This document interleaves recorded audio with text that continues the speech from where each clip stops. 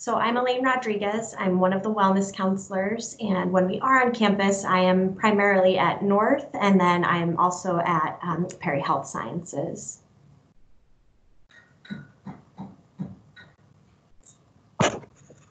And I'm Amanda Allen, so I am primarily at South Campus when I am on campus, and RTP.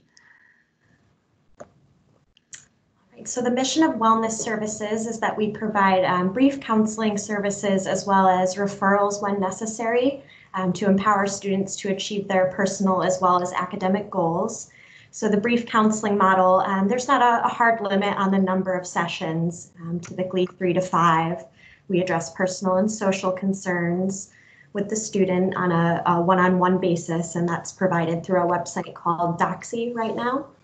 We also provide consultation services to staff and faculty if they're concerned about a student or a particular behavior, crisis intervention for students that are, experiencing severe emotional distress, and then, as I said, referral services if necessary to community providers.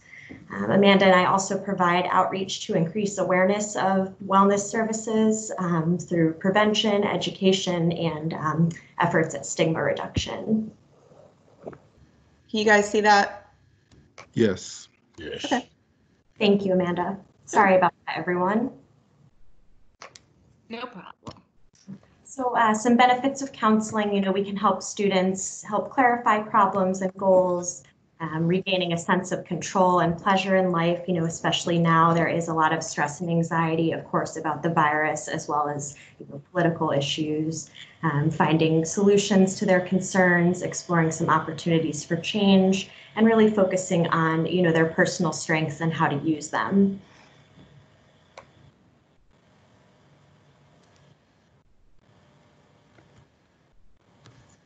Sorry.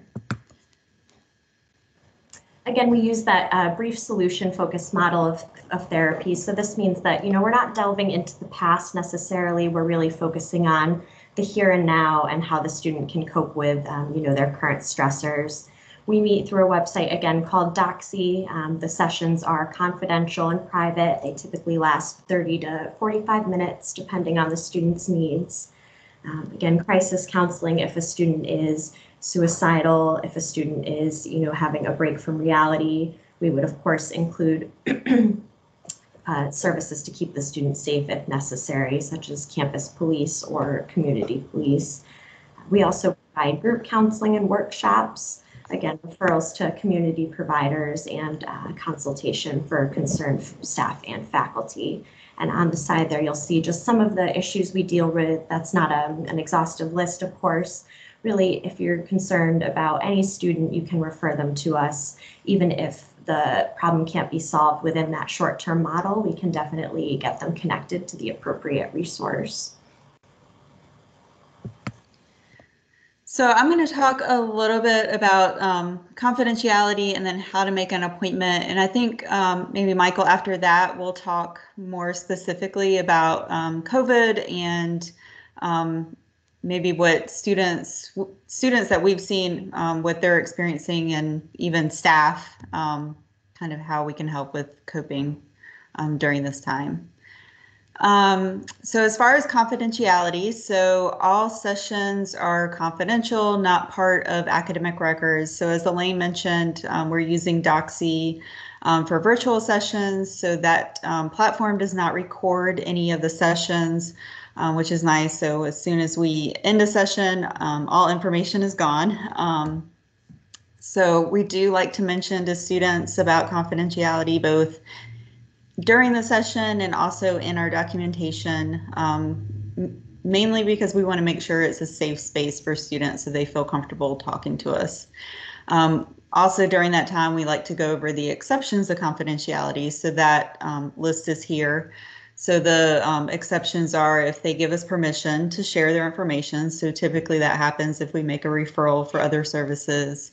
And then if there's a safety issue, so if they state they're going to hurt themselves or somebody else, or if there's suspicion of abuse, neglect of a minor child, elderly person, dependent adult, or if we receive a court order, subpoena, something like that, then we would have to break that confidentiality. So eligibility, so our services are free for students that are currently enrolled.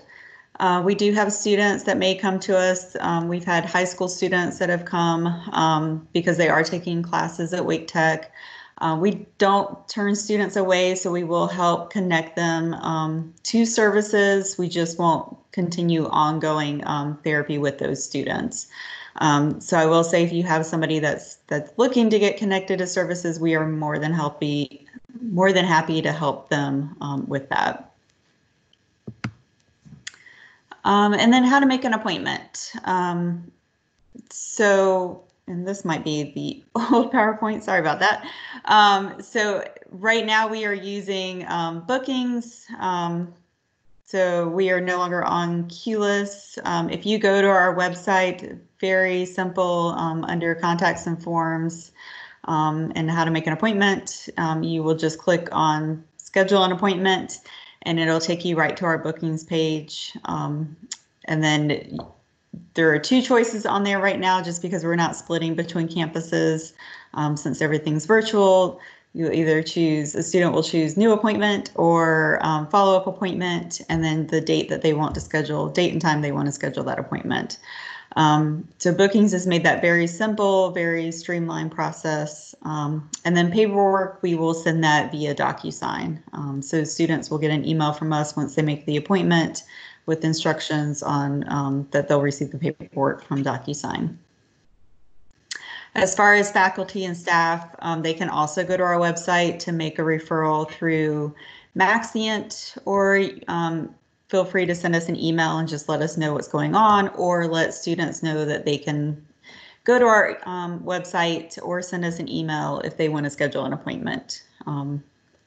Always lead to an appointment. So either whatever works best for the student and what works best for you guys as well.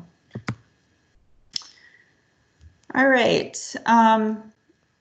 So Michael, if you want just to, I'm going to end this, clarify kind of what your question was about COVID. Oh, yeah, I was talking about while we're in the pandemic and people are getting ready to celebrate holidays, do you have any suggestions for them?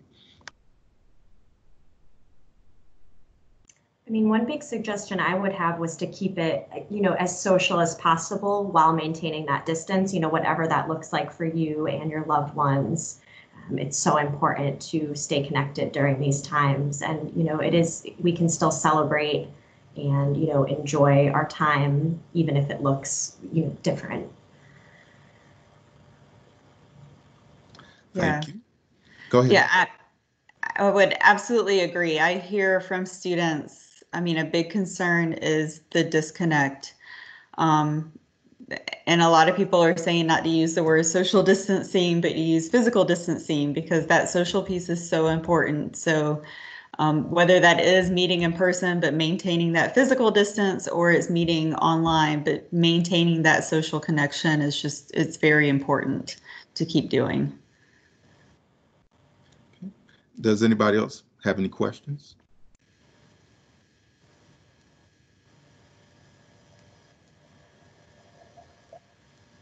Well, I guess you had a good group of great learners this time.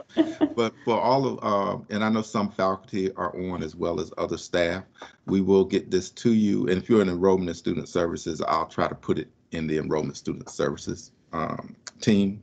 But otherwise, if I see you're on this, I will send you the actual recording.